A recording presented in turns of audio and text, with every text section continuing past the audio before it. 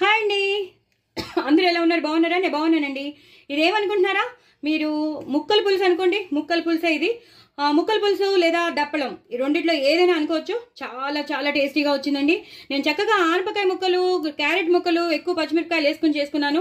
ఇలా చిక్కగా చేసుకోవాలి. దీని రెసిపీ నేను మీకు షేర్ చేస్తున్నానండి. లాంగ్ వీడియో చూడండి, స్కిప్ చేయొద్దు. లేకపోతే నేను ఏమేమి చెప్పానో, ఏమేమి వేసానో అన్ని మిస్ అయిపోతారు. చాలా చాలా టేస్టీగా ఉంటుందండి. ముద్దపప్పులో నంచుకుని తింటే ఒక రేంజ్లో ఉంటుందండి. అదిరిపోతుంది. ఎంత బాగుంటుందంటే దీంట్లో అప్పడాలు కానీ, చల్లమిరపకాయలు కానీ, అలాగే వడియాలు, గుమ్మడికాయ వడియాలు కానీ నంచుకుంటే మాత్రం చాలా చాలా బాగుంటుంది. అలాగే కందిపప్పు పచ్చడి చేసుకుంటాం కదా, అది కూడా బాగుంటుంది. అదే కందిపొడిలో కూడా నంచుకుంటే చాలా బాగుంటుంది. ఆవకాయలో నంచుకుంటే కూడా చాలా బాగుంటుంది. అంత బాగుంటుందండి ముక్కల పులుసు కానీ దప్పలం కానీ. చాలా చాలా ఫేమస్ ట్రెడిషనల్ రెసిపీ అండి. ఎంతో ఎంతో టేస్టీగా ఉంటుంది.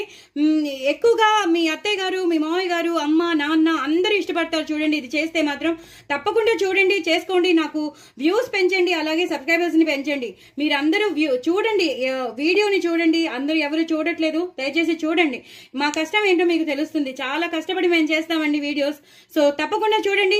ఎంతో ఎంతో బాగుండే దప్పలం లేదా ముక్కల పులుసు చాలా చాలా టేస్టీగా ఉంటుంది. ఇలాగే పెద్ద పెద్ద ముక్కలు తరుక్కోవాలండి. నా ఛానల్ సబ్స్క్రైబ్ చేసుకోండి, సపోర్ట్ చేయండి. మరిన్ని రెసిపీస్ తో మీ ముందుంటానండి. వెరీ వెరీ టేస్టీ ముక్కల పులుసు. బాయ్ అండి.